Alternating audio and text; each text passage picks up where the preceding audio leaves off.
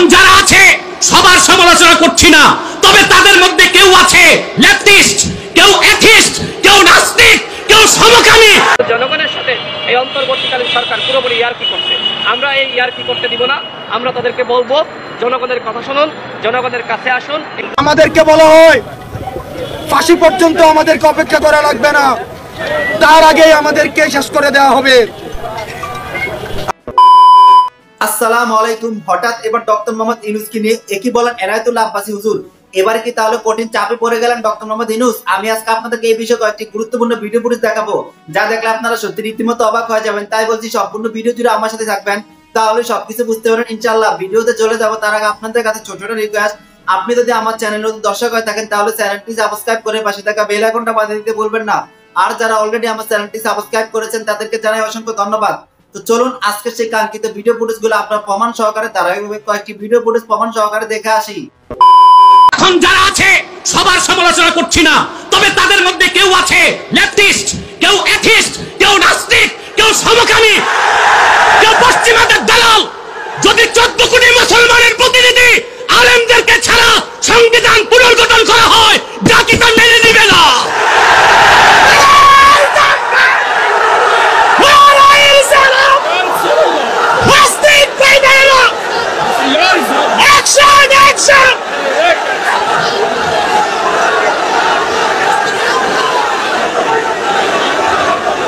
আমার ভাইয়েরা,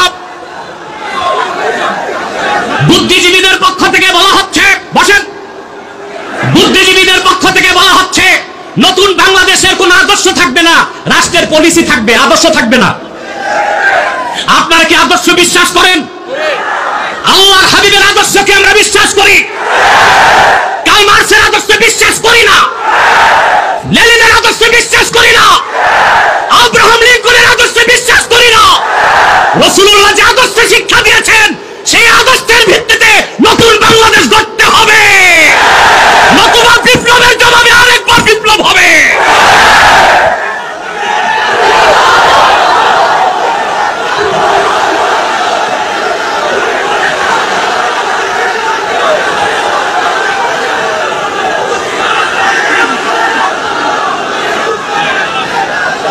সম্মানিত সুধী, বলা হয় ছাত্র আর সমন্বয়করা যা বলে তাই শুনবে, নাবালেগ বাচ্চারা বুঝে কি?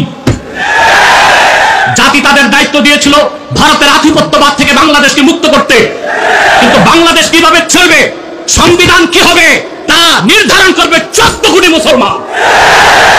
ইবাদত হচ্ছে শুধু নামাজ, রোজা, হজ, যাকাত নয়। ইবাদত হচ্ছে আইন আদালতে, সংবিধান রচনায়, আইন প্রণয়নে, ফৌজদারিতে, দেওয়ানিতে, ব্যাংকে, অর্থনীতিতে, সমাজনীতিতে, রাষ্ট্রনীতিতে, সব জায়গায় শরীয়তের হুকুম কিতা মানতে হবে, নিষেধ কিতা ছাড়তে হবে। তাহলে আমরা কি আদর্শ মুক্ত বাংলাদেশ চাই না আদর্শ ভিত্তিক বাংলাদেশ চাই?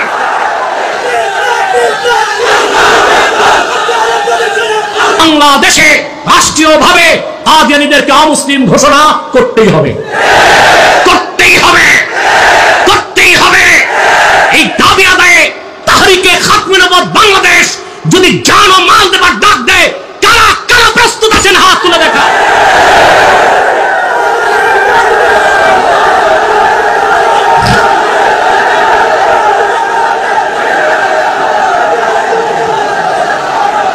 সম্মানিত সুধী, বসুন। আরেকটা মুসলিম সম্প্রদায় আমাদের বিরুদ্ধে কাজ করছে, এটা হচ্ছে খ্রিস্টান মিশনারি, যারা পার্বত্য চট্টগ্রামে খাগড়াছড়িতে সহিংসতা করছে। এই খ্রিস্টান মিশনারি চাচ্ছে পার্বত্য চট্টগ্রামকে ছিন্ন করে একটা খ্রিস্টান রাষ্ট্র বানাতে। এক সাগর রক্তের বিনিময়েও খ্রিস্টানদের মিশনারি বাস্তবায়ন করতে দেওয়া হবে না বাংলাদেশ। রাজি আছেন? যদি বাংলাদেশের স্বাধীনতা রক্ষায় মার্কিন এজেন্ডাকে রুখে দেওয়ার জন্য পার্বত্য চট্টগ্রাম রক্ষায় জিহাদের ডাক আসে, সেনাবাহিনীর সাথে কাঁধে কাঁধ মিলিয়ে বাংলাদেশে মুসলমান জিহাদ করতে প্রস্তুত আছে। জিহাদ সবচেয়ে বড় জিহাদ, খাতমে নবুওয়াতের আন্দোলন সবচেয়ে বড় আন্দোলন। আমি করজোড়ে অনুরোধ করব, আমার দেশে যারা ইসলামী রাজনীতি করেন, আপনারা দ্রুত ম্যানিফেস্টোতে ঘোষণা দিন, যদি আপনারা জাতীয় সংসদে সংখ্যাগরিষ্ঠতা নিয়ে যেতে পারেন, কাদিয়ানীদেরকে অমুসলিম ঘোষণা করবেন আপনারা। যে ইসলামী দল এই ঘোষণা দিবে সারা বাংলাদেশের মুসলমান তাদেরকে ভোট দিয়ে সংসদে পাঠায় দিবে। এটা আপনারা চান? জোরে বলেন, এটা আপনারা চান? মনে রাখবেন আমার কথা, যতদিন পর্যন্ত কাদিয়ানীদেরকে অমুসলিম ঘোষণার দাবি রাষ্ট্রীয়ভাবে আদায় করে বাংলাদেশকে কলঙ্ক মুক্ত করতে না পারবেন, ততদিন পর্যন্ত বাংলাদেশে শরিয়া রাষ্ট্র প্রতিষ্ঠা সম্ভব হবে না। আমি তো আজকে 24 বছর বাঙালিকে, বাংলাদেশের মানুষকে ওয়াজ শোনাই। আমার পলিটিক্যাল লেকচারগুলো আপনারা শুনেছেন। আমি 6 বছর আগে, 7 বছর আগে, 4 বছর আগে, হাসিনার পতনের আগে যা বলেছি আপনারা মিল পান নাই? কথা বলেন, পান নাই? এই কথাটাও লিখে রাখতে পারেন, যতদিন আপনারা রাষ্ট্রীয়ভাবে কাদিয়ানীদেরকে অমুসলিম ঘোষণা না করবেন ততদিন পর্যন্ত শরিয়া রাষ্ট্র বাংলাদেশে করা সম্ভব হবে না। যুগে যুগে মুসাইলামার পরে যারাই নবুয়তের দাবি করেছে, উম্মতের মুসলমানেরা মিছিল মিটিং করে নাই, তরবারি দিয়ে তাদের হিসাব নিছে। সবচেয়ে দুঃখ পরিতাপের বিষয়, আমার আল্লাহ ও নূর নবীজি মুহাম্মদ সাল্লাল্লাহু আলাইহি সাল্লামের ইসলাম ও কোরআনের হাজার হাজার হাজার বছর পরে ইংরেজ আমলে ভারতের কুখ্যাত পাঞ্জাবের কুখ্যাত গুরুদাসপুরের কুখ্যাত কাদিয়ানে ইংরেজদের 5 গোলাম এক শয়তান নবুয়ত দাবি করছে। শয়তানটার নাম ছিল মির্জা গোলাম আহমদ কাদিয়ানী। সাবধান, তাকে গোলাম আহমদ বলা যাবে না, কারণ সে ছিল ইংরেজদের 5 গোলাম, কুখ্যাত কাফের। আর কাফের কখনো গোলাম আহমদ এর গোলাম হতে পারে না। কাদিয়ানের কাজ্জাব ছিল কুখ্যাত কাফের, সে গোলাম আহমদ এর গোলাম ছিল না, সে ছিল কুখ্যাত শয়তানের গোলাম।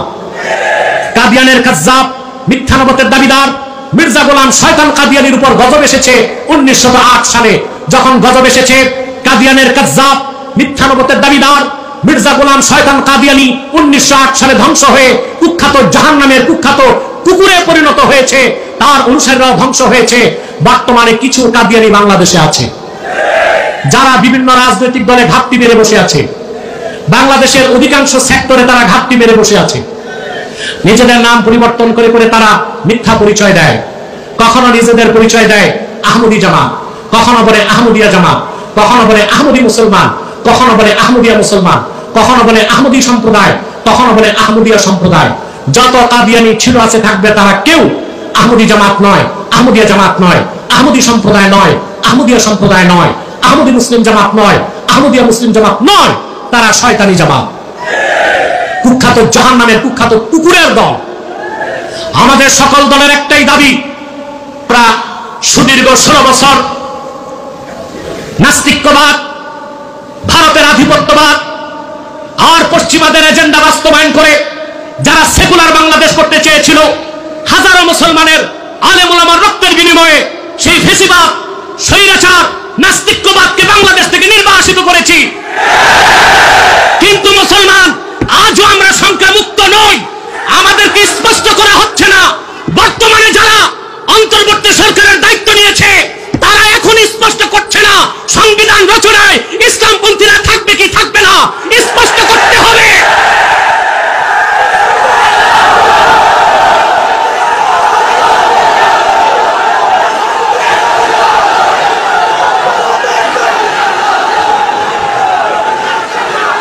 আগে যারা ছিল ক্ষমতায় ভারতের তাবেদারি করে।